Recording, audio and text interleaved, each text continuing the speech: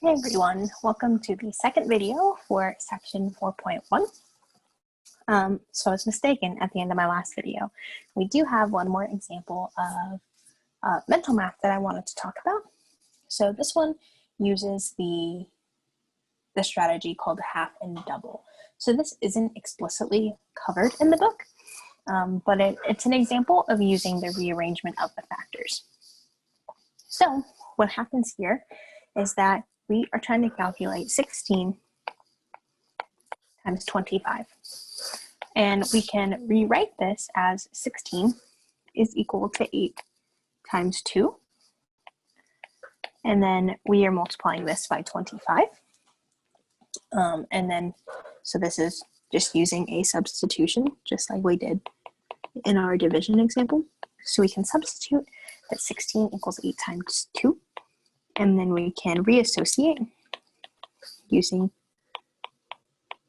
the associative property. So we reassociate here, and we say that this is equal to 8 times 50. So if we pause here and look at what we just did, we can see that 16 times 25 is the same as 8 times 50, where we took half of 16 and we doubled 25 to get this 8 times 50. And so we can multiply this, right, like we've done with a ton of examples. It's a lot easier to work with 50 and 100, so this is just 400. Yeah, but this is a specific example of using rearrangement of the factors where you transfer a 2. So this is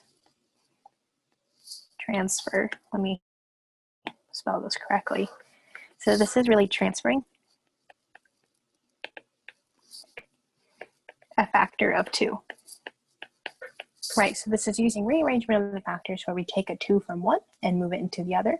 So we took a factor of 2 from the 16, moved it to 25, which was equivalent to having the 15 and doubling the 25.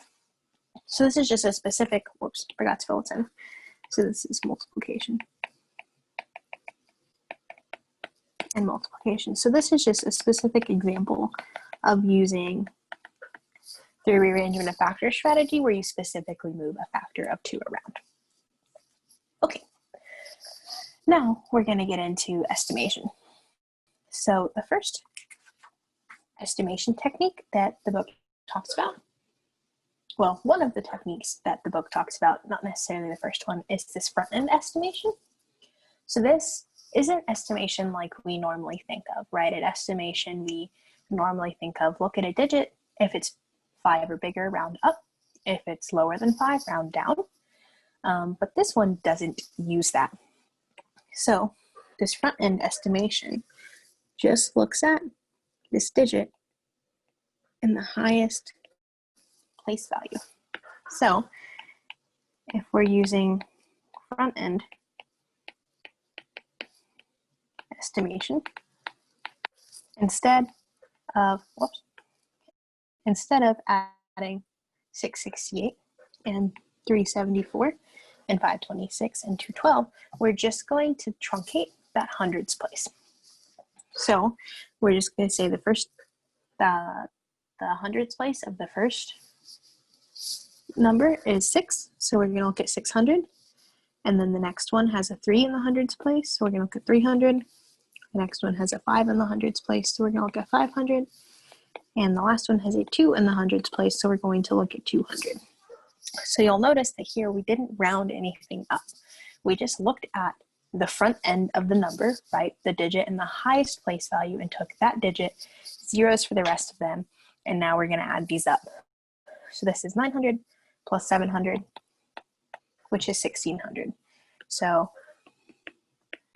we are just going to take, in this example, the hundreds place to be the same with zeros elsewhere. Right, so we looked at our 668 and we said, okay, we're going to take this hundreds place to be 6, and we're just going to have zeros everywhere else. And this hundreds place isn't going to be the same if you use this front end estimation with numbers that have biggest tens place, biggest thousands place. It's just whatever the biggest place is, whatever that place value at the front end is. So this is front end estimation. We also have front end estimation with adjustment.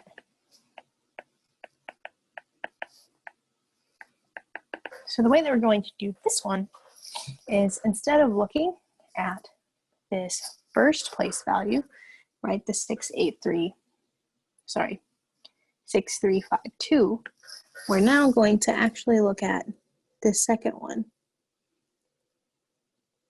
So what we're going to do is, instead of looking at 600, 300, 500, and 200, we're actually going to include the next place value. So we're going to look at, well, at this point, you can, it depends on, some people define it a little bit differently. What I'm going to say is that with this front end with adjustment, we're just going to take the first two place values and then have zeros everywhere else. So 660, 370, 520, and 210.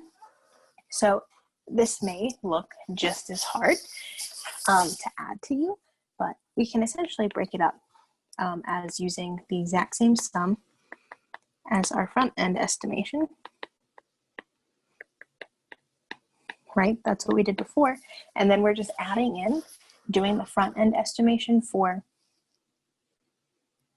the values if there wasn't a hundreds place, right? So if instead of 668, we already counted for 600, so we're just looking at 68. So this would be 60, 70, 20, and 10, which is the 1600 that we got before. And then 60, 70, 20, 10, 130 plus 30 is 160. So this is going to give us the value of 1760, right? So essentially you just do this twice. So you do it with the largest place, right, the hundreds place, and then you repeat the process with the next largest place, this tens place, and you just do the exact same thing. So one thing to note here is that the actual sum is 1780. So this front end with adjustment is really, really close, right? We're only off by 8 plus 4 plus 6 plus 2, which happens to be 20. So that is this example of front end estimation with addition.